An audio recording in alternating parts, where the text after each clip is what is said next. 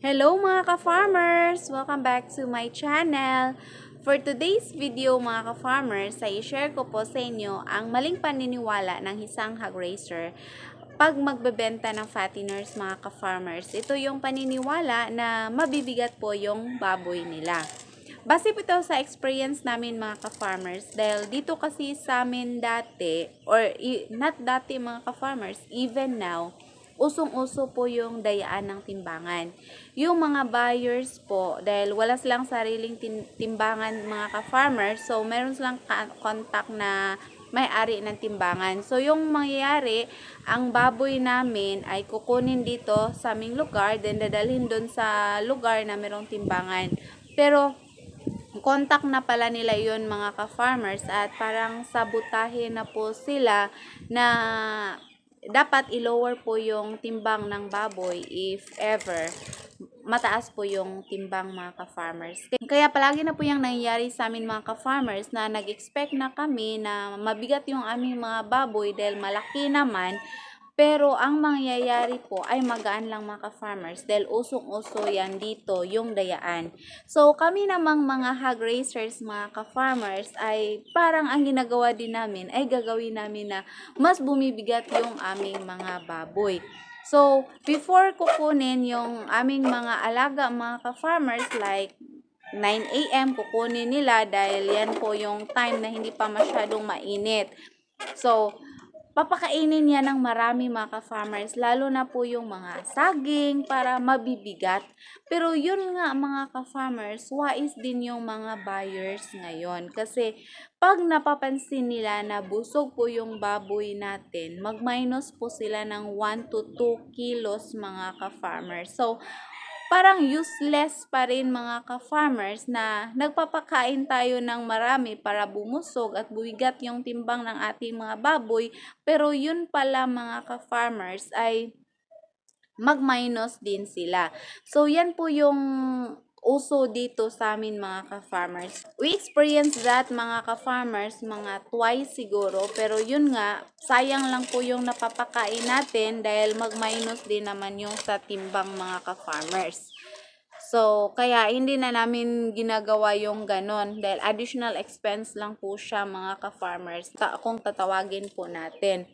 Kaya naisipan ko mga ka-farmers na hindi muna ako magpapalaki ng mga baboy hanggang finisher stage kung wala akong sariling timbangan. Nagplano ako na bumili ng timbangan. Sa ngayon mga ka-farmers, panglitsunin po muna yung inalagaan namin. Then isa din kasi kapag yung baboy natin ay ibiyahe pa para dalhin doon sa may timbangan mga ka-farmers, ang mangyayari, mas stress na po yung ating mga alaga.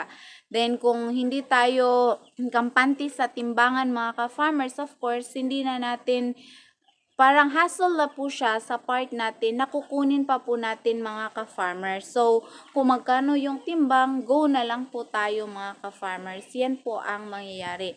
In fact, meron niyang taga dito sa amin pero matapang po talaga yung may-ari ng baboy mga ka-farmers dahil ang nangyayari kasi, tinimbang yung baboy niya at sobrang baba po ng timbang mga ka-farmers. Kaya sinabi niya na imposible na yun ang timbang ng kanyang mga baboy dahil subok niya na, nag-aalaga ng ganong klaseng mga baboy at the same din yung edad na hinaharvest niya po yung baboy mga ka-farmer. So, hindi siya kampante sa timbangan.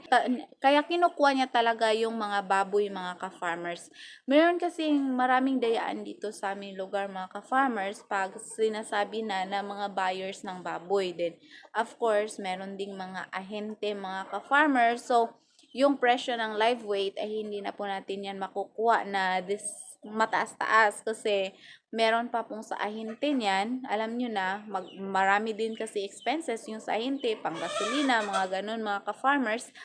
So, mas mabuti talaga na meron tayong timbangan para hindi po tayo madadaya mga ka-farmers. Alam nyo na, yung ibang mga buyers, para sa kanila, normal talaga na dadayain nila yung timbang ng baboy para kikita sila ng mataas mga ka-farmers. Pero hindi din nila iniisip yung kapakanan nating mga hog raisers. Sobrang mahal po ng feeds ngayon mga ka-farmers, at imagine yung isa-isang baboy makakonsume siya ng mga at least 5 sacks. Kung simula pre-starter, pinapakain nyo pa po ng pre-starter ang inyong mga baboy mga ka-farmers. So ganyan po kagastos, at madadaya lang po tayo mga ka-farmers. Mahirap po talaga yung ganon.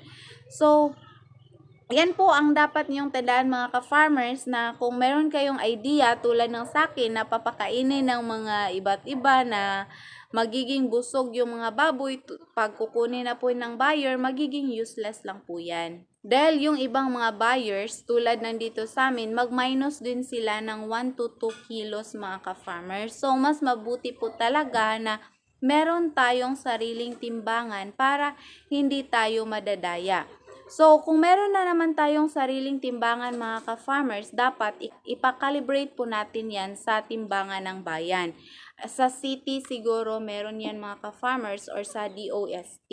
Kasi parang lagyan po nila yan ng sticker na calibrated po siya ng gobyerno mga ka-farmers. Para maniniwala din yung mga buyers na okay po yung timbangan natin. Kasi alam nyo na, pag nasasanay din sila sa dayaan ng timbangan, of course, meron din silang doubt sa ating mga timbangan mga ka-farmers. So, yun lamang po. I hope na makatutulong sa inyo ang video ito. Huwag nyo pong kalimutan na mag-subscribe at i-click ang notification bell para kayo po ay palaging updated sa ating mga bagong farming tutorials na i-upload. Thank you for watching. Happy farming. God bless everyone. Bye-bye.